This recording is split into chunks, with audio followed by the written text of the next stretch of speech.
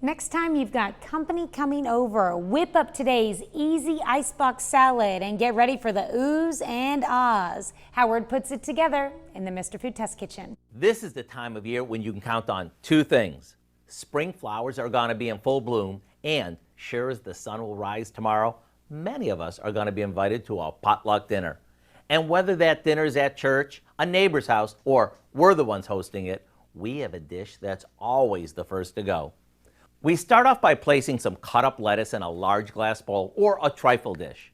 Now on top of that goes a layer of red bell peppers. Over that we place some chopped red onion, a layer of frozen peas that we've thawed, and some cut up celery. For the best part, we spoon on a mixture we made by combining some mayonnaise with a bit of sour cream and garlic powder, and top that with a generous amount of shredded cheddar. We'll repeat the layers one more time, top it with some bacon, chill it, and it's ready to serve. And not only is this pretty to look at, it's downright tasty. What makes it so good is how each layer complements the others, creating almost a symphony of flavor.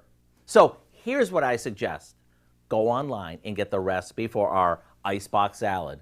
This way, as soon as the sign-up sheet for the next potluck or church dinner gets posted, you can jot this down right next to your name.